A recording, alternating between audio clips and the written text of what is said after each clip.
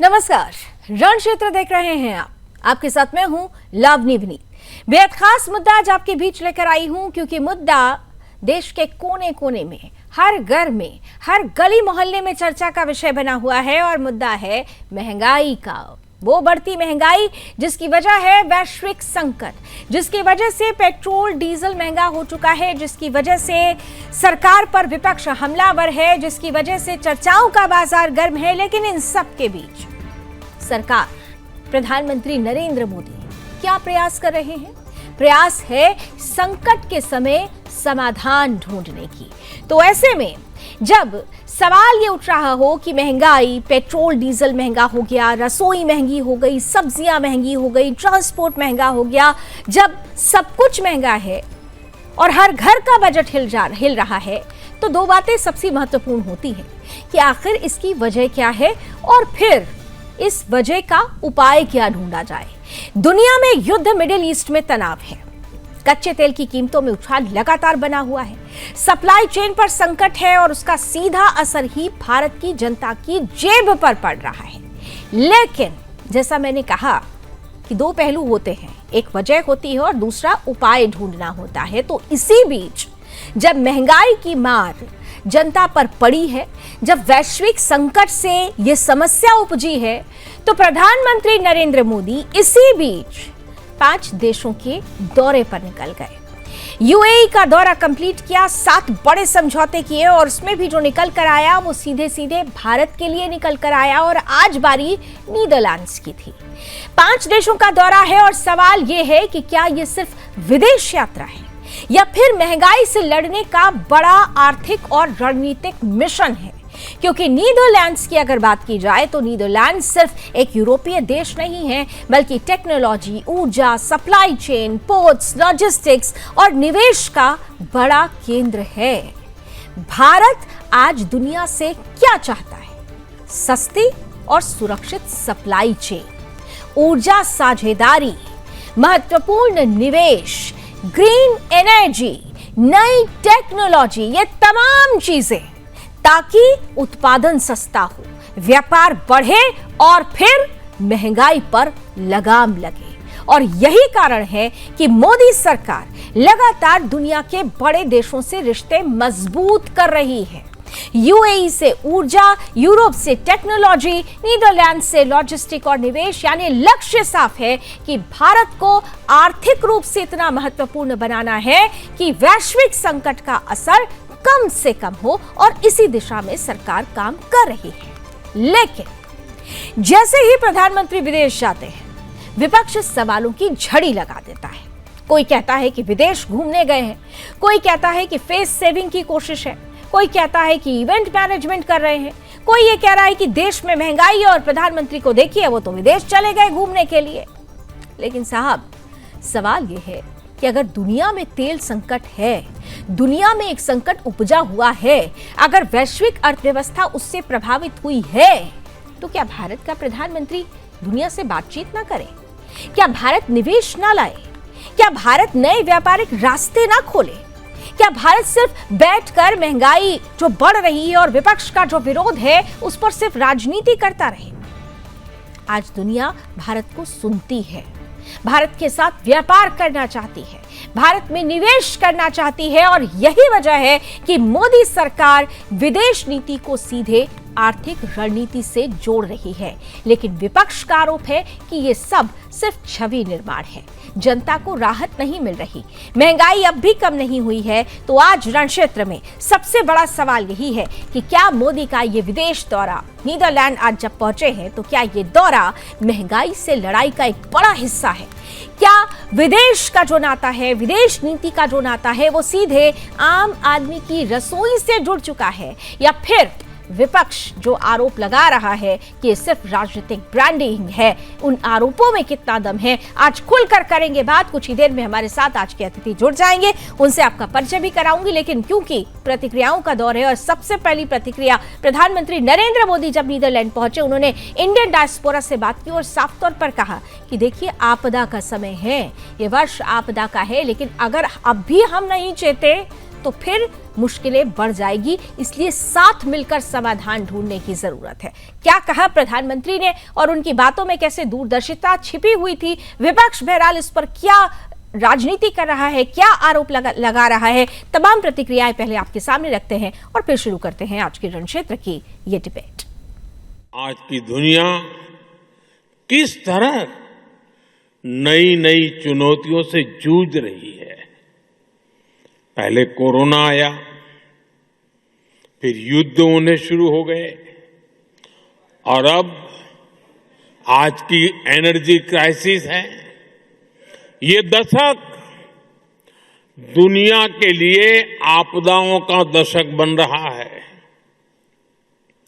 हम सभी देख रहे हैं, अगर ये स्थितियां तेजी से नहीं बदली गई तो बीते अनेक दशकों की उपलब्धियों पर पानी फिर जाएगा।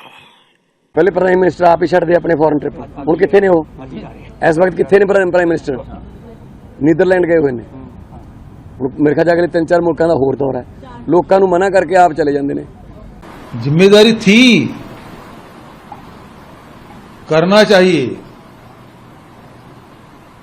लेकिन हमारे प्रधानमंत्री जी मौन हैं, क्योंकि युद्ध शुरू हुआ उसके एक दिन पहले वो इजराइल में थे। क्या करने गए थे आज तक देश को पता नहीं है। इस देश के यशस्वी प्रधानमंत्री आदरणीय नरेंद्र मोदी जी इस देश के हितों के लिए, इस देश के नागरिकों के हितों के लिए जब जब आवश्यकता पड़ती है तो वो आह्वान करते हैं, और जब जब मोदी जी आह्वान करते हैं तो देश की जनता उनके आह्वान पर खड़ी हो जाती है। आज जिस तरह से वैश्विक संकट ऊर्जा का युद्ध को लेकर के है, लेकिन इसके बाद में भी हमारा देश दुनिया का सबसे बड़ा उपभोक्ता देश है, सबसे बड़ी आबादी वाला देश है, लेकिन इसके बाद में भी यहाँ पर किसी प्रकार का संकट ऊर्जा का या डीजल पेट्रोल का नहीं होने दिया है। देश के प्रधानमंत्री जी ने हम सबसे अपील की है ईंधन की बचत करें। उसके बहुत सारे तरीके हैं, हर व्यक्ति अपने अपने तरीके से इस कोशिश को कर रहा है। प्रधानमंत्री जी ने देश को रिक्वेस्ट की है और उन्होंने कहा है कि क्योंकि हम सब जानते हैं जो जियो पॉलिटिकल सिचुएशन है विश्व में, उसमें नागरिकों का भी योगदान जरूरी है। सरकार अपनी ओर से जो भी स्टेप्स लेने हैं ले रही है, लेकिन इसमें हमारे जो नागरिक हैं वो भी अपनी ओर से, ये छोटी छोटी चीजें हैं। तो चलिए शुरू करते हैं अब आज की डिबेट। महंगाई पर मोदी की वैश्विक रणनीति बनाम विपक्षी राजनीति क्या कहती है। स्वागत करते हैं आज के पैनलिस्ट का। भारतीय जनता पार्टी का पक्ष रखने के लिए हमारे साथ प्रोफेसर विदु रावल जी जुड़ चुके हैं, साथ ही साथ कांग्रेस का पक्ष रखेंगे रतन तिवारी जी, हमारे साथ जाने माने पॉलिटिकल एक्सपर्ट हैं सुरेंद्र स्वामी जी जुड़ चुके हैं, और अभी कुछ और खास मेहमान हमारे साथ जुड़ते रहेंगे। आप सभी का बहुत बहुत स्वागत है। शुरुआत रावल साहब आपके साथ ही करती हूँ, क्योंकि जो परिस्थितियां हैं उन परिस्थितियों से मुंह नहीं मोड़ा जा सकता। इसमें कोई दो राय नहीं है कि वैश्विक संकट है, इसमें कोई दो राय नहीं है कि विश्व में जिस तरीके से महंगाई बढ़ रही है वो भारत पर भी उसका असर है। हालांकि आप लोग कहते हैं और हम देख भी रहे हैं कि उसका प्रतिशत दुनिया की तुलना में कम है, लेकिन संकट है। तो ऐसे में ये जो वैश्विक रणनीति है, क्या वाकई आने वाले समय में महंगाई की मार को पूरी तरह से कम कर पाएगी ये जो रणनीति अपनाई गई है? जी लावनी जी, आपको नमस्कार, और आपके माध्यम से सुदर्शन न्यूज देख रहे सभी दर्शकों को, रतन तिवारी जी को और सुरेंद्र स्वामी जी को भी नमस्ते। स्टूडियो ऑडियो बढ़ाइए प्लीज। जी देखिए, मुंह फेरने या पीठ दिखाने का तो सवाल ही नहीं होता। मुंह फेरने की बजाय योद्धा तो छाती अड़ाकर जो है युद्ध का सामना करते हैं और युद्ध को जीतते हैं। और हमने देश में पिछले 12 साल में देखा है कि भारत जो है हर संकट में, हर वैश्विक संकट में जिन फ्लाइंग कलर्स के साथ, जिस सुंदरता के साथ, जिस बहादुरी के साथ लड़ा है, और जिस प्रकार भारत ने हर संकट पर विजय प्राप्त की है, ये भारत का शानदार नेतृत्व है, ये भारतीयों की जीवटता है, ये भारतीयों की बहादुरी है। जिस प्रकार से हम हर विकट परिस्थिति में भी हम फ्लाइंग कलर्स के साथ बाहर आए हैं जीतते हुए। देखिए, आज नीदरलैंड में देश के प्रधानमंत्री जब बोल रहे थे, इंडियन डायस्पोरा को एड्रेस कर रहे थे, और ये फीड पूरे दुनिया में जाता है, इंटरनेशनलाइज होता है। मैं 3 प्रकार की चीजें जो है उस समय देख रहा था। मैं देख रहा था कि किस प्रकार मैं अनुभूति कर रहा था, अनुभव हो रहा था, जैसे एक जो है एक सर्वमान्य नेता विश्व में जिसका बहुत सम्मान हो, जैसे कभी स्वामी विवेकानंद जी ने भारत का नाम जो है सम्मान के रूप में अर्जित किया था, ऐसे देश के प्रधानमंत्री, भारत के प्रधानमंत्री नरेंद्र मोदी जी जो है उस स्टेट्समैन के तौर पर जब दुनिया को एड्रेस कर रहे थे, जैसे एक चक्रवर्ती सम्राट अर्जित कर रहा है, और पूरी दुनिया के लोग जो हैं जिनके अलग अलग जो कहीं डेमोक्रेसी है कहीं नहीं है, लेकिन वो लोग छतों पर चढ़कर जिस प्रकार से प्रधानमंत्री मोदी जी के, भारत के प्रधानमंत्री मोदी जी के एक एक शब्द सुनने के लिए आतुर होते हैं। मैं पहली इमेज ये देख रहा था लावनी जी, दूसरी इमेज जो है आज मैं देख पा रहा था उसी भाषण में, उसी वक्तव्य में, जैसे परिवार का कोई अभिभावक होता है, वो परिवार को जिस प्रकार से एड्रेस करता है, उसको आने वाली चुनौतियों का डटकर सामना करना और जीतने का मंत्र देता है, मैं ये देख पा रहा था। और मैं तीसरी जो तस्वीर देख पा रहा था लावनी जी, वो तीसरी तस्वीर एक योद्धा की थी जो युद्ध के मैदान में उतरा हुआ है, जो वैश्विक संकट के समय जिस प्रकार से भारतीयों का बड़ी सुंदर तरीके से, बड़ी बहादुरी से नेतृत्व करते हुए भारतीयों को जीत का मंत्र दे रहा है, और भारतीयों के भारत विरोधी जो अंतरराष्ट्रीय जो भारत के विरोधी हैं, उनके खिलाफ जो भारत के खिलाफ रोज जो है षड्यंत्र रचते हैं, उन चक्रव्यूहों से बाहर निकलने के लिए भी रास्ते खोज रहा है, और भारत के भीतर बैठे जो गद्दार हैं उनके भी मंसूबों को किस प्रकार से फेल किया जाए ये देख। लावनी जी, प्रधानमंत्री मुझे राघव जी दो चीजें समझाइए। देखिए, इसमें कोई दो राय नहीं है, मैं इस बात पर हमेशा सहमत होती हूँ और हर कोई सहमत होगा कि अगर संकट आता है तो हमें एकजुट होने की जरूरत है, एक साथ मिलकर चलने की जरूरत है, और प्रधानमंत्री यही मंत्र दे रहे थे। लेकिन सवाल यह है कि जब सबकी बात होती है तो विपक्ष भी उस सब में आता है। विपक्ष अगर सवाल पूछता है तो ये सरकार की जिम्मेदारी होती है कि उन सवालों का जवाब इस तरीके से दिया जाए ताकि वो संतोष प्राप्त कर सके। लेकिन यहाँ विपक्ष को किसी भी बात पर संतोष नहीं मिल रहा है, तो फिर कैसे माना जाए कि आप सबको साथ लेकर चल पाएंगे? क्योंकि यहाँ पर तो मूल मंत्र सबके साथ मिलकर चल के संकट के समाधान का निकल रहा है। रावल साहब, भारत का विकास रथ बहुत तेजी से जो है बढ़ चला है, भारत को विकसित बनाने की ओर 2047 तक भारत को विकसित बनाने का सौगंध जो पूरे देश ने खाई हुई है, प्रधानमंत्री जी ने जो स्वप्न देखा है और पूरे देश ने जो सौगंध खाई है, ये विकास रथ बहुत तेजी से चल पड़ा है। अगर कुछ विपक्षी इसके राह में अवरोध बनना चाहते हैं, अवरुद्ध होना चाहते हैं, तो उनको कुचलते हुए निकल रहा है। लोकतांत्रिक तरीके से कह रहा हूं कि कुचला जा रहा है, जिसे आप देख ही रहे हैं, आप चुनावी नतीजे देख रहे हैं, आप भारतीयों का किस प्रकार से रिएक्शन देख रहे हैं। वैश्विक समस्याओं के दौर में भी भारत का जो महंगाई दर है वो 3.5% है। ये मनमोहन सिंह जी के समय 18.6% तक चला गया था, और ज्यादातर समय 10% तक रहता था, वो अर्थशास्त्री प्रधानमंत्री जी थे। लेकिन आज इतने संकट के बाद भी 3.5% भी जो है हमारा CPI इंडेक्स है। इसके बावजूद भी अगर कोई इस रथ के ऊपर नहीं चढ़ना चाह रहा तो गुड लक टू देम। ये रथ तो बहुत तेजी से ऑल राइट। रतन जी, अब तो स्थिति स्पष्ट हो गई है। हमारे साथ सिद्धार्थ दबे जी भी जुड़ चुके हैं, विदेश मामलों के जानकार हैं। सिद्धार्थ जी, आपका भी स्वागत है, आपके पास बस थोड़ी ही देर में आती हूँ। लेकिन रतन जी, क्योंकि देखिए स्थिति लगातार आपने भी एक बात बोली थी, और मुझे याद है कि बीते दिनों जब हम डिबेट कर रहे थे इस मसले पर, तो रतन जी आपने कहा था कि मैं मानता हूं कि एक साथ चलने की जरूरत है, लेकिन साथ चलने के लिए विश्वास की जरूरत होती है। तो सरकार विश्वास दिला तो रही है, आप लोगों को विश्वास क्यों नहीं हो रहा है? दुनिया की तुलना में भारत में महंगाई दर काफी कम है साहब। ये आप सोचते हैं कि 3 से 13 हो जाएगा, 13 से 30 हो जाएगा, तो एज्यूम करके खाली एक भ्रम और परसेप्शन बनाने की कोशिश क्यों विपक्ष कर रहा है? स्थिति को क्यों नहीं समझ पा रहा है विपक्ष? लावनी जी, सबसे पहले मैं आपको नमस्ते करता हूँ, सारे मित्रों को नमस्कार करता हूँ।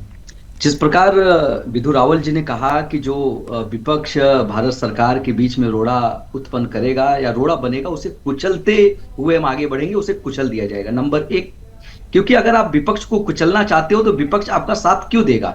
नंबर 2, इन्होंने कहा कि प्रधानमंत्री नरेंद्र मोदी जी एक चक्रवर्ती सम्राट की तरह बात करते हैं, वो बहुत बड़े योद्धा हैं, वो बोलते हैं तो पूरा देश सुनता है, वो मन की बात करते हैं। विधु रावल जी, मन की बात सुनते सुनते 12 से 13 साल हो गए, लेकिन जन की बात कब करेंगे, लोगों की मन की बात कब करेंगे, और लोगों की मन की बात कब सुनेंगे? और आप कहते हैं कि बहुत बड़ी आपदा आने वाली है और हम संकटों से गुजर रहे हैं। अरे बाबा, आप संकटों से सब एक सेकंड प्लीज, उन्होंने नहीं बोला था। Let him complete his opening remark. I will let you, I will give you the time, please let him complete his opening remark. उन्होंने नहीं बोला था। हाँ प्लीज रतन जी। मैं सुन रहा था, लेकिन मैं कह रहा हूं, मैं ज्यादा वक्त भी नहीं लूंगा। देखिए, जब भी ऑपरेशन सिंदूर चालू हुआ तो कांग्रेस पार्टी भारतीय जनता पार्टी की सरकार के साथ खड़ी हो गई थी, देश के साथ खड़ी हो गई थी। लेकिन यह कोविड काल में भी हम सरकार के साथ थे, आज भी हम सरकार के साथ हैं। लेकिन प्रधानमंत्री जिस प्रकार भारत के मुसलमानों को गाली देते हैं और यूएई में जाके वहां के एक मुसलमान राष्ट्रपति से गलबैया करते हैं, वो देखने के बाद एक सेकंड, अब तो मुझे रोकना पड़ेगा। नहीं, अब तो मुझे रोकना पड़ेगा। भारत के कौन से मुसलमानों को गालियां दी प्रधानमंत्री ने? फिर बैठ गए आप लोग ऐसी बातें कर लेते हैं कि आप हाशिए पर आ जाते हैं। रावल साहब ने आपको रोका, मैंने उनको रोक दिया कि नहीं आपके ओपनिंग रिमार्क को पूरा होने दीजिए। लेकिन यहाँ पर मुझे अब आपको टोकना पड़ रहा है, प्रधानमंत्री मुसलमानों को गाली देते हैं। अरे भाई, सबका साथ, सबका विकास, सबका विश्वास, ये बना ही उनके लिए। लेकिन सरकार ने, प्रधानमंत्री ने उन पर विश्वास किया, लेकिन उन्होंने विश्वास नहीं किया। बावजूद इसके प्रधानमंत्री ने कभी किसी मुसलमान को गाली नहीं दी। यहाँ बैठकर जो आप बोल रहे हैं, अरे बाबा, प्रधानमंत्री नहीं कर रहे, लेकिन उनके चेले चपाटे तो गाली दे रहे हैं। फिर तो आप फिर उस पे आ गए। फिर प्रधानमंत्री क्यों बोल रहे हैं? ये अच्छा है ना, परसेप्शन बनाने की कोशिश की। प्रधानमंत्री ने कर दिया, प्रधानमंत्री ने वो कर दिया। अरे एक चुने हुए सांसद दानिश अली को किस प्रकार सदन के अंदर गाली गलौज किया गया? ठीक है, उसका जवाब अभी दे देंगे राहुल साहब, उसका जवाब अभी दे देंगे। लेकिन मुद्दा जो है उस पर आइए, मुद्दा उस पर आइए। महंगाई की बात हो रही है, महंगाई बढ़ी है, मैं भी मान रही हूँ, रावल जी भी मान रहे हैं, सिद्धार्थ जी भी मान रहे हैं, सुरेंद्र स्वामी जी भी मान रहे हैं, सब मान रहे हैं। लेकिन ये नहीं कह सकते ना कि महंगाई बढ़ गई है तो इसके लिए समाधान नहीं ढूंढा जा रहा। समाधान ढूंढने की तो कोशिश है। आप लोगों को क्यों लगता है कि वो विदेश घूमने गए? कहां से लगता है कि वो विदेश घूमने गए? तो वही कर रहा हूं, 800 करोड़ रुपए आपने विदेश दौरे पे खर्च कर दिए। वो देश का खजाना है। और जब चुनाव 5 राज्यों का चल रहा था, और वो जो 60 करोड़ जिसका हिसाब किताब नहीं है, वो कहां का खजाना था? इसके बारे में आप लोगों ने अभी तक कोई क्लैरिफाई नहीं किया। जी, क्या वो सरकार का पैसा था? देश के एक सांसद है। किसका पैसा था यही बता दीजिए ना साहब, किसका पैसा था ये भी बता दीजिए। यही तो जानना चाहता है देश कि किसका पैसा था। 11 करोड़ कमाई, 60 करोड़ खर्च कर दिया, तो किसका पैसा था? यहाँ तो पता चल रहा है किसका पैसा किस पर और किसके लिए खर्च हो रहा है। विद्वान है, हाँ। लेक्चर देने के लोग उन्हें बुलाते हैं, वो जाते हैं। आप अगर उन्होंने भ्रष्टाचार किया, उन्होंने कौन सा लेक्चर साहब? चलिए राहुल साहब आप आ जाइए, आइए। वो लेक्चर देने जाते हैं, यहाँ मोदी जी जो है ग्लोबल दम दिखा रहे हैं, लेकिन महंगाई पर कोई बात नहीं हो रही है। ठीक है, देखिए राहुल साहब, देखिए अधूरी बात करते हैं मेरे भाई रतन तिवारी जी, अधूरी बात करते हैं। वो केवल महान बताते हैं राहुल गांधी जी को, वो महान गणितज्ञ नहीं बताते जिन्होंने 35 शब्द का जो है, 35 अंक का जो है, जिन्होंने इन्वेंशन किया, जिन्होंने 35 शब्द का इन्वेंशन किया, ऐसे महान गणितज्ञ। और वो महान साइंटिस्ट नहीं बताते जो आलू से सोना बनाने की मशीन बता देते हैं। वो महान सोशल एक्टिविस्ट नहीं बताते जो आटे को लीटर में काउंट करने वाले हैं। वो महान साहित्यकार। लावनी जी प्लीज, अभी नहीं रोक लीजिए। लावनी जी प्लीज रोक लीजिए, आपने मुझे रोका था। ठीक है, काउंटर आंसर ले लीजिए रावल जी का। रतन जी फिर आपको मौका दे दूंगी, फिर मौका दे दूंगी। मैं आंसर करने वाला हूँ। मैं एक चीज आप दोनों को बोल देती हूँ। क्यों मैं रोक रही हूँ आप दोनों को? क्योंकि आप दोनों एक साथ बोलते हैं तो आप लोगों की ऑडियो डिस्ट्रैक्ट होती है। रतन जी इस बात को समझिए। रतन जी एक सेकंड, रतन जी आपकी ऑडियो नहीं आती है, इसीलिए मैं कह रही हूँ 1 बाय 1 बोलेंगे तो आप दोनों की बात आएगी। प्लीज हाँ रावल जी काउंटर आंसर जल्दी से, फिर रतन जी से एक आंसर लेके फिर स्वामी जी और सिद्धार्थ जी के पास जाऊंगी। रतन जी के बीच में मुझे बोलने पर आपने रोक दिया था, मैं रुक गया था। रतन जी भी रुक जाएंगे। हाँ वो रुक गए, आप बोलिए काउंटर आंसर कीजिए जल्दी से। देखिए रतन जी ने 2 बातें मिसकोट की। पहली बात तो 2 बातें 3 बातें मिसकोट की। पहली बात तो आपके ही, और ये हो सकता है everything looks yellow to a jaundice eye, इसी कारण से शायद उनको सुनने में भी समस्या हो गई है। मैंने ये कहा कि देश की जनता का ये विकास रथ जो है ये उन्हें कुचलता जा रहा है। इन्होंने कहा ये हम कुचलना चाह रहे हैं, हम देश की जनता कुचल रही है आपको। दूसरी बात उन्होंने कहा, प्रधानमंत्री जी ने कहा कि भारत के अंदर कोई आर्थिक संकट हो गया। कतई नहीं, प्रधानमंत्री जी ने कहा ना हुआ है। वैश्विक संकट में भारत सौभाग्यशाली है कि इस उफानी समुद्र में, इन तूफानी लहरों में एक बहुत मेहनती, एक बहुत कर्मठ और एक बहुत योग्य योद्धा जो है, एक योद्धा नाविक जो है, वो हमारी भारत की नाव को किस प्रकार से लेकर निकल रहा है। इस समुद्र के अंदर संकट है। एक बात उन्होंने और कही, उन्होंने कहा वैसा ही साथ देना चाहते हैं हम जैसे ऑपरेशन सिंदूर में दिया। याद है ऑपरेशन सिंदूर से ठीक पहले आपको वो नींबू दिखाते हुए अजय रॉय याद है, चन्नी चवन्नी अठन्नी जो है किस प्रकार से जो है कह रहे थे कि बालाकोट में एयर स्ट्राइक नहीं हुआ, कह रहे थे भारत के अंदर गुदा नहीं है। याद है किस प्रकार से सुप्रिया सुनील जो है आकर कह रही थी कि पाकिस्तान थर थर थर थर थर थर कांप रहा है। याद है वो गायब जो है प्रधानमंत्री का बिना सिर का धड़ जो लगाकर इन्होंने साथ दिया था। और याद है ऑपरेशन सिंदूर के बाद जब पूरी दुनिया तो भारत की जो है सेना का शौर्य मान रही थी, और ये जो है ये कह रहे थे कि भारत के कितने विमान गिरे, ऐसा साथ देते हैं जैसे जॉनी लीवर कहता है ना उस फिल्म के अंदर कि उंगली आपके साथ है, दिल दूसरे के साथ है। इस प्रकार का साथ दिया करते हैं। कोविड के दौरान इन्होंने कौन सा प्रयास नहीं किया, प्रवासी मजदूरों के अंदर हड़कंप मचाया, जानबूझकर जो है सैकड़ों नहीं, हजारों नहीं, लाखों प्रवासी मजदूरों की जान ले ली। जब सारी दुनिया तो कह रही थी जहां वहां रहो, ये कह रहे थे प्रवासी मजदूरों को उनके गांव तक नहीं छोड़कर आ रहे। लेकिन एक बात आप याद कीजिए, हाँ, बिल्कुल याद है। एक अंतिम वाक्य कि भारत की वैक्सीन के प्रति कितना हतोत्साहित कर रहे थे, कह रहे थे तो पानी है। अब इस प्रकार का ये साथ जो देते हैं ना, भारत की जनता जो है इनका भेष पीछे जो मुखौटे के पीछे साथ है, ठीक है रतन जी, भारत की जनता बहुत स्मार्ट है। देखिए दो चीजें आप लोगों को भी समझनी होगी।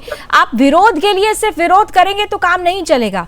विरोध के साथ साथ अगर आप पॉजिटिव राजनीति करेंगे तो शायद विपक्ष की जो प्रासंगिकता है वो समझ में आएगी, और खासतौर से कांग्रेस, क्योंकि आप लोगों के समय में भी महंगाई बढ़ी है, वो तो लिखा हुआ है ना, वो तो पब्लिक प्लेटफॉर्म पर है। आपने दबा दिया। हाँ बताइए बोलिए। दबा दिया आपने, तो मुझे म्यूट कर दिया। नहीं मैंने म्यूट नहीं किया, फिर यही चीज है परसेप्शन। पहले आपने प्रधानमंत्री के लिए गलत बातें बोली और फिर आप कह रहे म्यूट कर दिया। म्यूट नहीं किया, नहीं पहले आप सुनिए, आपको म्यूट नहीं किया गया। मैंने स्पष्ट रूप से कहा कि आप दोनों एक साथ बोलते हैं तो आपकी आवाज नहीं आती, इसलिए एक एक करके बोले। रतन जी पहले क्लैरिफाई हो लीजिए, आपकी आवाज पूरी तरह से खुली है, किसी भी गेस्ट की डिबेट के ड्यूरेशन में आवाज बंद नहीं होती है। आप एक साथ बोलते हैं इसलिए आपकी आवाज नेटवर्क की वजह से नहीं आती है। अब आप बोलिए, कोई नहीं बोलेगा, बोलिए, परसेप्शन गलत मत बनाइए और ना ही गलतफहमी में रहिए।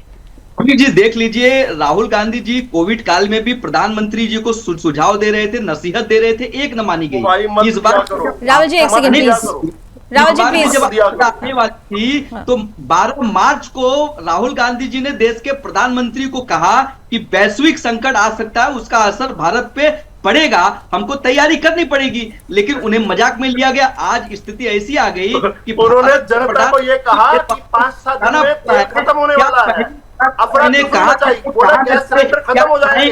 ये 3 मार्च को दी उन्होंने सलाह, 12 नहीं 3 मार्च को, और कहा कि सब कुछ खत्म होने वाला है। खत्म तो नहीं हुआ, उनकी सलाह का क्या हुआ? ये होते तो मुझे नहीं लगता पैदा कर रहे हैं जनता के बीच में जाकर। कब तरीके से आप लोग मेरी बात नहीं समझ रहे। मैं दोनों से रिक्वेस्ट कर रही हूँ कि एक एक करके बोलिए। आप लोगों की आवाज आज नेटवर्क की वजह से प्रॉब्लम कर रही है, प्लीज। चलना चाहिए, पैदल चलना चाहिए। नहीं तो रतन जी, आप जो तैयारियों की बात करें तो ये तैयारियों में ही तो गिना जाएगा। प्रधानमंत्री अगर विदेश दौरे पर हैं तो ये तैयारी ही तो है। अगर वो कह रहे हैं कि आपदा का दशक है तो समय रहते prevention is better than cure, उसी की तैयारी तो कर रहे हैं। वो सुझाव दे रहे थे तो प्रधानमंत्री और इनके जो बटालियन है उनका मजाक क्यों उड़ा रही थी? ठीक है, अभी इसका जवाब ले लूंगी। अब मैं जरा सुरेंद्र जी के पास और सिद्धार्थ जी के पास जाना चाहती हूँ। सुरेंद्र जी देखिए, पॉलिटिकली हर मुद्दे पर पॉलिटिक्स होती है, लेकिन जब राष्ट्र सर्वोपरि की भावना के साथ कोई कदम उठाया जाए तो मेरे ख्याल से उस पर पॉलिटिक्स नहीं होनी चाहिए। विपक्ष ये कह रहा है कि वो तो चले गए महंगाई बढ़ाकर, कोई कह रहा है घूमने चले गए, देखो विदेश यात्रा पर चले गए, ये कर लिया वो कर लिया। लेकिन दूसरी तरफ अगर हम यूएई के समझौते देख लें, हम नीदरलैंड्स में जो बातें हो रही हैं वो देख लें, और आगे के जो प्रस्तावित दौरे हैं, एक ही मकसद है, एक ही उद्देश्य है, हर हाल में ऐसी वैश्विक रणनीति जो भारत के लिए संकट में समाधान ढूंढे। सुरेंद्र स्वामी जी, रतन जी रुक जाइए, सुरेंद्र स्वामी जी, सिद्धार्थ जी इसके बाद। मेरा ये कहना है कि जो प्रधानमंत्री जी ने कहा है कि संकट है, आपदा है, वो सीधे सीधे पेट्रोलियम को लेकर के है। एग्जैक्टली। ऊर्जा की परेशानी है, एनर्जी क्राइसिस होने वाला है, क्योंकि लोग समझते थे ये युद्ध जो है 1-2 महीने में खत्म हो जाएगा। वो युद्ध अब स्टेबलाइजेशन सिस्टम में पहुंच गया है, दोनों तरफ से लोग डटे हैं, कोई आसार नजर नहीं आ रहे हैं। ईरान का अपना प्रोडक्शन कम कर दिया है, अमेरिका ने एम्बार्गो लगा रखा है, नेवल ब्लॉकेड किया हुआ है, और उधर ईरान ने हॉर्मुज से ट्रांजिट बंद किया हुआ है, तो वहां पे दिक्कत हो रही है, स्लो मूवमेंट है। तो एनर्जी क्राइसिस पूरे विश्व में होगा, उससे हम भी अछूते नहीं रह सकते। तो इस एनर्जी क्राइसिस में हम खरीद सकते हैं, ऐसा नहीं है कि मार्केट में तेल नहीं है, लेकिन हमें ज्यादा कीमतें देनी पड़ेंगी और हमारी ज्यादा फॉरेन एक्सचेंज खर्च होगी।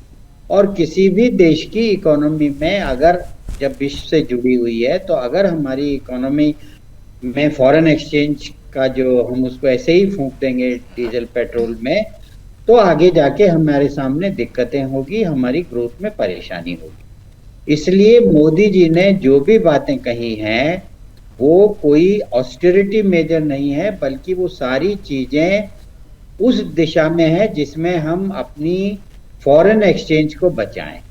हम कम पेट्रोलियम खर्च करेंगे तो हमारी फॉरेन एक्सचेंज बचेगी, क्योंकि हमें कम खरीदना पड़ेगा।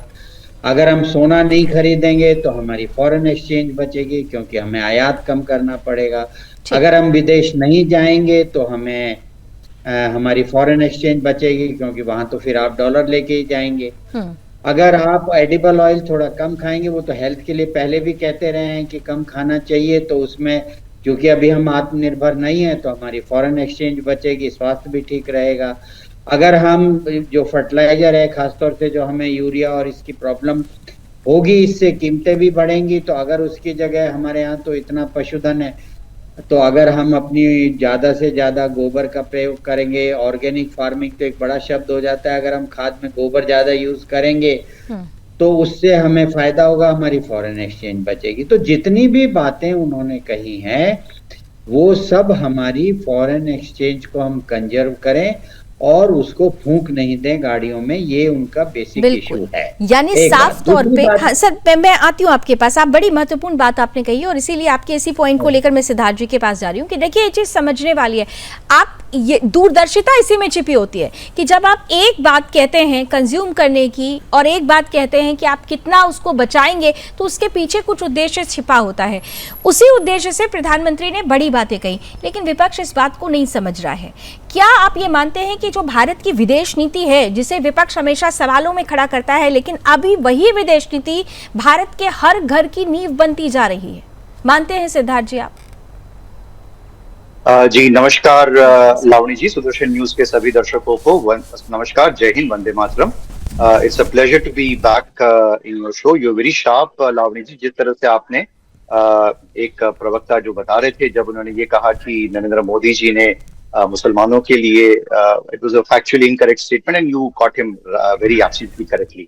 देखिए, एक वाक्य में अगर इसका उत्तर दिया जाए तो विपक्ष जो है it has mastered the art of deception, और सरकार जो है वो कहीं ना कहीं पे परसेप्शन बिल्डिंग, नैरेटिव बिल्डिंग में फेल हो रही है।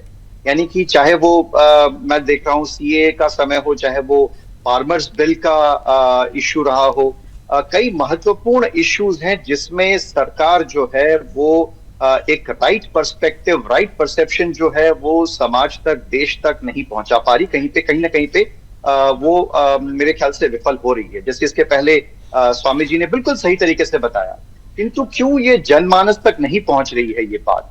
तो इसी के लिए साधुवाद है सुदर्शन न्यूज जैसी चैनल को भी, जो कि इस तरह से वास्तविकता है उसको कहीं ना कहीं पे पहुंचा रहा है। चाहे वो अभी भी जो नेदरलैंड्स की विजिट है, नेदरलैंड्स की विजिट के पीछे का भी आशय जो यही है कि किस तरह से डायस्पोरा दोस्ती और डिप्लोमेसी, इसको हम कैसे आगे लेके जा सकते हैं। जो हमारा सेमीकंडक्टर पार्टनरशिप है वो हमारे लिए क्यों इंपॉर्टेंट है। तो देखिए, सेमीकंडक्टर जो है लावणी जी, वो अभी जिस तरह से एक समय में तेल, ऑयल था, उस तरह से आज के सांप्रत समय में सेमीकंडक्टर्स हैं। चाहे वो आर्टिफिशियल इंटेलिजेंस हो, डिफेंस सिस्टम्स हो, टेलीकॉम हो, ऑटोमोबाइल्स हो, डिजिटल इकोनॉमी हो, तो सभी में चिप्स के ऊपर ये डिपेंडेंट रहती है। और नेदरलैंड्स जो है वो इस सेक्टर में बहुत महत्वपूर्ण देश है, क्योंकि वहां पे एक पूरा एक हाईटेक इकोसिस्टम जो है जिसको जो ग्लोबली रिस्पेक्टेड है। तो ये विजिट और पूरी तरह से, जैसे अभी आज का जो विषय है, तो ये तो होना ही था। वैश्विक जिस तरह से जो सिचुएशन डेवलप हुई है उसमें ये सिचुएशन आज नहीं तो कल आनी ही थी, और ये तो बहुत देरी से हुआ है। मैं समझता हूं जब विश्व के सारे देशों ने, ठीक है, यानी और पहले हो जाना चाहिए था, लेकिन फिर भी प्रधानमंत्री उस लाइन पर चल रहे हैं कि prevention is better than cure. अगर आगे की परिस्थिति और विकट है तो फिर इस विकट परिस्थिति से पार पाने के लिए पहले ही अपने पास समाधान होना चाहिए। एक बड़ा महत्वपूर्ण सवाल रतन जी आपसे करना चाहती हूँ, क्योंकि आप लोग लगातार कह रहे हैं कि सरकार ने क्या किया। दाम बढ़ा दिए, पेट्रोल डीजल के दाम क्यों नहीं आप लोगों ने इलेक्शन के ड्यूरेशन में क्यों नहीं इसको रिवील किया था, इलेक्शन के बाद क्यों किया? लेकिन एक चीज बताइए, बीजेपी यह कहती है कि आप लोगों ने अपने समय में जो आर्थिक कुचक्र बनाया हुआ था उसका असर है ये। आपने जो ऑयल बॉन्ड्स का बोझ डाल दिया था, जो पेट्रोलियम कंपनीज पर बोझ डाल दिया था, आज उसका असर देखने को मिल रहा है। और इसीलिए अब धीरे धीरे, वो कहते हैं ना, Rome was not built in a day, वो धीरे धीरे चीजों को समझते हुए उनका समाधान निकाला जा रहा है। लेकिन इन गलतियों की नींव तो आप लोगों ने ही रखी थी, कांग्रेस ने ही रखी थी, यूपीए के शासनकाल में ही रखी गई थी। रतन जी। लावनी जी, मनमोहन की जब सरकार चल रही थी तो डॉक्टर मनमोहन सिंह जी ने 70 साल तक हम लोगों ने राज किया, लेकिन 70 रुपए से ज्यादा या 70 रुपए से महंगा पेट्रोल पंप नहीं होने दिया। लेकिन प्रधानमंत्री नरेंद्र मोदी जी प्रधानमंत्री बनने के बाद पेट्रोल चेतक घोड़े की तरह ठक ठक ठक ठक ठक ठक ऊपर चले गया, और इसी पेट्रोल और डीजल से कितना फायदा सरकार को हुआ है वो पूरा देश जानता है। और अर्थशास्त्री सुरेंद्र जी बैठे हुए हैं, इनको अच्छी तरीके से पता है कितना फायदा हुआ। लेकिन हमने तो लगातार प्रधानमंत्री से सवाल पूछे, भारतीय जनता पार्टी की सरकार से सवाल पूछे। इन 12 साल से सत्ता में है, 12 साल में पेपर लीक की घटनाएं हो, महंगाई की बात हो, किसानों की बात हो, और रोजगार बेरोजगारी की बात हो, तमाम ऐसे मुद्दे हैं जिस मुद्दे से प्रधानमंत्री जी, अगर हम इनसे सवाल पूछते हैं तो विपक्ष से सवाल पूछते हैं। अपने मित्र अडानी को हर जगह सिर्फ कमवाने के लिए, उनको कैसे फायदा हो उसके लिए पहुंच जाते हैं, कलमैया करते हैं, खिसिया के हंसते हैं। मुझे ये बताइए, आप ये कहना चाहते हैं कि यूपीए के समय में कोई महंगाई थी ही नहीं थी महंगाई? लावनी जी, मैं तो कहता हूं कि हर सरकार में महंगाई होती है, लेकिन उस महंगाई को नियंत्रित करने हर सरकार में नहीं, आपके समय में महंगाई थी ना? कितनी थी महंगाई दर? कितनी महंगाई दर थी? नहीं, सुनिए ना, महंगाई सुन नहीं रही हूँ, पूछ रही हूँ मैं, बताइए महंगाई दर कितनी थी? अरे महंगाई दर थी, लेकिन हमारा कहने का मतलब ये है कि नियंत्रण करना होता है। अरे क्या नियंत्रण किया? वही तो मैं कह रही हूँ, महंगाई डांड मारे डाल है। ये गाना, फिल्म, पता नहीं क्या क्या बन गया था, आप भूल गए, आप भूल गए शायद। मैं वही कह रहा हूँ कि कांग्रेस की 10.4%, 10.4%। और अभी जो महंगाई है, अभी की महंगाई दर और आपके समय में बहुत अंतर है। यानी आपने अभी एक बात कही, स्वीकार किया कि हर समय हर सरकार में महंगाई बढ़ती है। तो भाई बीजेपी की सरकार है, महंगाई बढ़ी है, वैश्विक संकट है, इसका प्रभाव है, यह भी स्वीकार कर लीजिए। इसमें सवाल क्यों पूछ रहे हैं आप लोग? इतना समाधान के लिए आगे आइए ना। स्वीकार हम करने के लिए बैठे हैं, लेकिन प्रधानमंत्री कह रहे थे ना कि जब रुपया कमजोर होता है तो देश की गरिमा, प्रधानमंत्री की गरिमा गिरती है। आज रुपया गिर रहा है तो इनकी गरिमा रतन जी मेरे दोस्त, रतन जी मेरे दोस्त हैं, और मेरा धर्म बनता है रतन जी से पूछे हुए सवाल का मुझे उत्तर करना। सिद्धार्थ जी को रिकनेक्ट कीजिएगा प्लीज। हाँ जी, बोलिए प्लीज। रतन जी की मदद करना मेरा फर्ज बनता है, मेरा धर्म बनता है।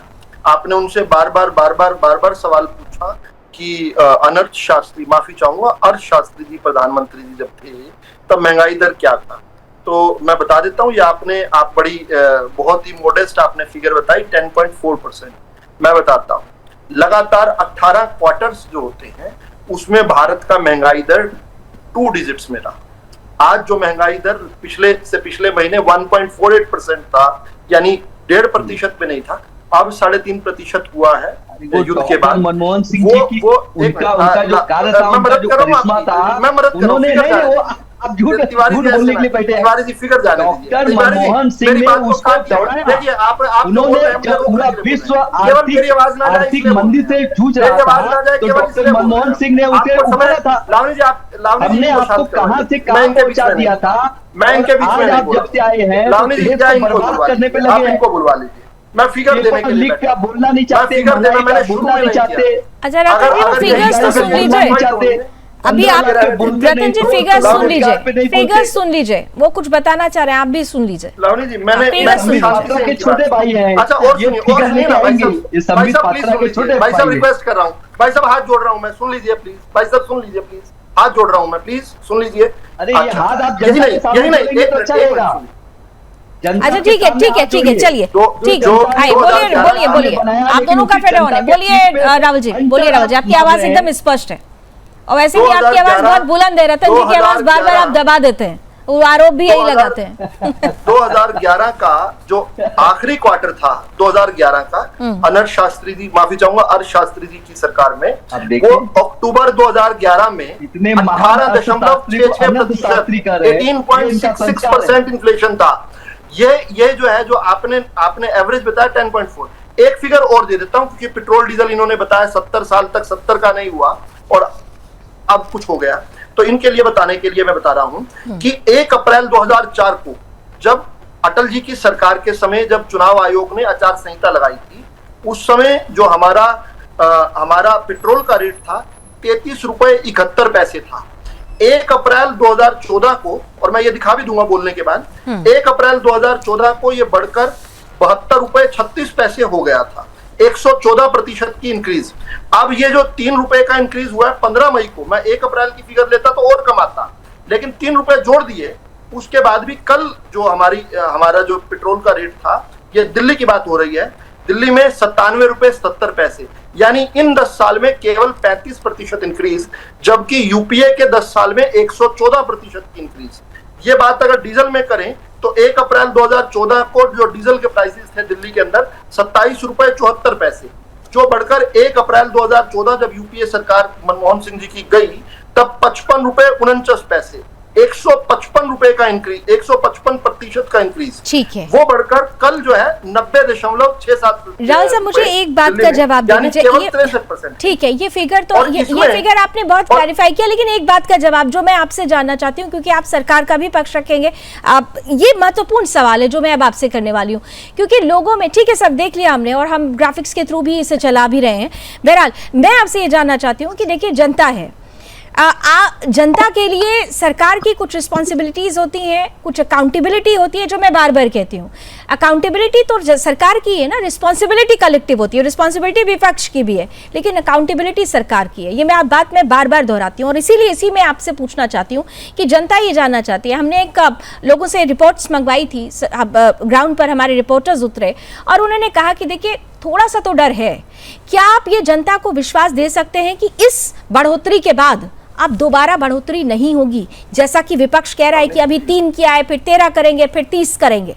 तो कैसे आप जनता को क्या ये कॉन्फिडेंस में ले सकते हैं कि नहीं हम संभल के करेंगे, अभी कोई ऐसा कुछ होने वाला नहीं है?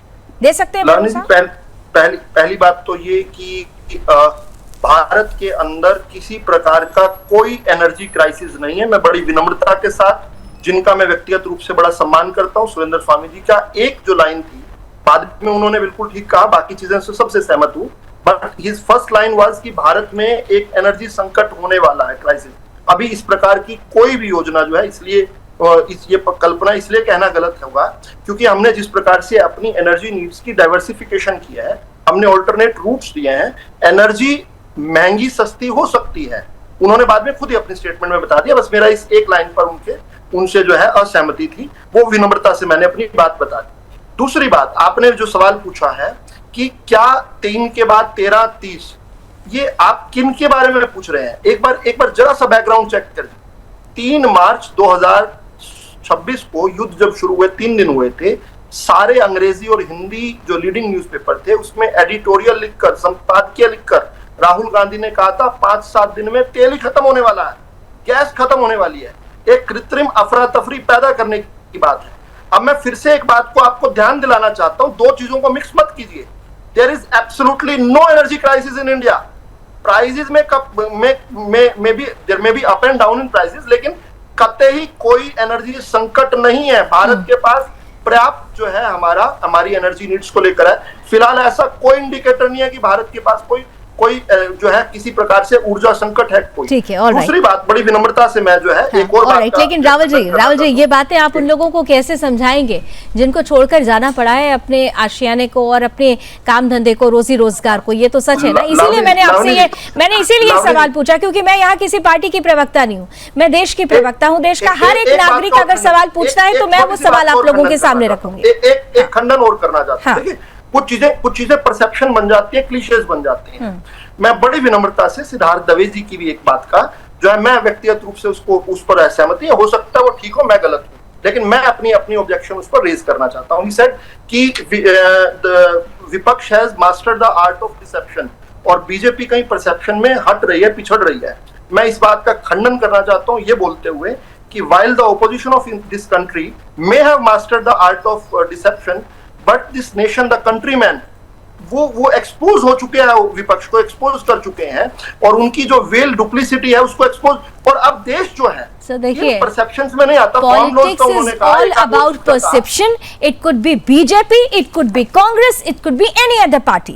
Politics is all about perception. बस उस perception में जो narrate करते हैं, जो narrative बनाना है, उसको positive बनाना है या negative बनाना है, that depends. ये मायने रखता है। हाँ, और इसीलिए सरकार से सवाल ज्यादा पूछा जाता है कि आपका जो narrative है वो positive है या negative है, ये महत्वपूर्ण हो जाता है। बहरहाल मेरा एक जो सवाल था, वो सवाल मेरे पास उसका जवाब नहीं आया राहुल जी, कि उनको आप भरोसे में कैसे लेंगे जो जा रहे हैं। मैं हमेशा कहती हूँ कि भरोसे में सबको लेने की जरूरत है। जल्दी से सिद्धार्थ जी आपके पास आ रही हूँ और स्वामी जी आपके पास ही फिर आती हूँ। सिद्धार्थ जी देखिए, एक बात तो तय है कि हम जिस कंडीशन में अभी हैं, हम ये नहीं कह सकते कि आने वाले समय में ये परिस्थिति बिल्कुल से ठीक हो जाएगी। कोई चीज ऐसा नहीं कि चुटकी बजाई और ठीक हो गई। तो प्रधानमंत्री भी आज वही बात कह रहे थे। प्रधानमंत्री ने साफ तौर पर कहा कि ये आपदा का दशक है, और आपदा के दशक में हमने ये महत्वपूर्ण चीज कोविड के टाइम में देखी थी कि दुनिया की जो इकोनॉमी थी वो कोलैप्स कर गई थी, लेकिन हमने अपनी पटरी पर अपनी ट्रेन को रखा और उसके पीछे हमारे अन्नदाता, उनको आज भी नमन है। इसी तरह आज जरूरत है सभी भारतीयों को एक साथ कॉन्फिडेंस में लेने की। तो यहाँ पर दो धड़े हो चुके हैं। देखिए, मैं फिर स्पष्ट रूप से कहूंगी कि वाकई भारतीयों में हम और आप इस चीज को समझ रहे हैं, लेकिन कुछ जो इनोसेंट हैं वो नहीं समझ पा रहे। उनको लग रहा है कि आज महंगाई है, कल और हो जाएगी, फिर और हो जाएगी, और इसी का फायदा विपक्ष उठा रहा है। तो कैसे उनमें कॉन्फिडेंस लाया जाए, ये इंपॉर्टेंट होता है। सिद्धार्थ दवे जी। जी, आपकी बात सही, और इस प्रश्न का उत्तर मेरे ख्याल से यही होगा कि इसके लिए जिस सेंसिटिविटी से और जिस पैशन से जो हमारे प्रधानमंत्री हैं वो न सिर्फ अपनी बात को रख रहे हैं बल्कि एग्जाम्प्लीफाई भी कर रहे हैं। उन्होंने अपने पूरे काफिले को at the cost of his own personal security, कई बार कई लोगों ने भी कहा कि मोदी जी आपकी सुरक्षा हमारे लिए सर्वोपरि है, आप सुरक्षित हैं तो देश सुरक्षित है, किंतु उन्होंने ये दिखाया कि किस तरह से अपने पूरे काफिले को उन्होंने कम किया। तो कहीं ना कहीं पे ये जो है इसको परकुलेट डाउन करना पड़ेगा। प्रधानमंत्री से नीचे सभी मुख्यमंत्रियों तक, राज्यपालों तक भी ये गया है, किंतु क्या ये वार्ड लेवल तक जा रहा है?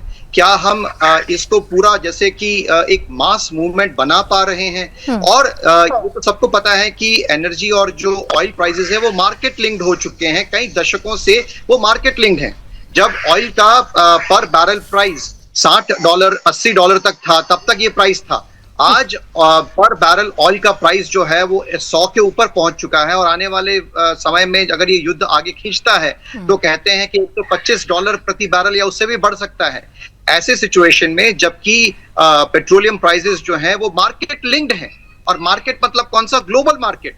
तो इस चीज को समाचार पत्रों के माध्यम से, मीडिया के माध्यम से और नागरिकों की रिस्पॉन्सिबिलिटी क्या है, आज जो नागरिक धर्म क्या है, इस संकट की परिस्थिति में हम सभी देश के सैनिक हैं। सिर्फ जो यूनिफॉर्म्ड लोग हैं वही नहीं, 140 करोड़ लोग जो हैं वो देश के सैनिक हमने दिखाई है, वो एकजुटता हमने दिखाई है, वो एकजुटता दिखाई है, और उसकी चर्चा ग्लोबल मंचों पर हुई है कि सीखना है तो भारत से सीखो। चलते चलते स्वामी जी जल्दी से, क्योंकि देखिए अब परिस्थितियां जो हैं वो सामने हैं, लेकिन आने वाला समय भी जो साल है वो बहुत खास है। बहुत ये बार बार कह रहे हैं ना, चुनावी साल, चुनाव में क्यों नहीं बोला? तो ये पहला और आखिरी इलेक्शन तो था नहीं, अभी तो अगले साल उत्तर प्रदेश बहुत बड़ा राज्य है आबादी के लिहाज से। इसके पहले देखिए पंजाब, ये तमाम जो है पाइपलाइन में इलेक्शंस हैं। तो आपको क्या लगता है कि ये मुद्दा तब तक के लिए बहुत ज्यादा महत्वपूर्ण हो जाएगा, ये महंगाई का मुद्दा? सुरेश जी, इसलिए नहीं होगा कि ये महंगाई कोई देश की वजह से या सरकार की नीतियों की वजह से नहीं है।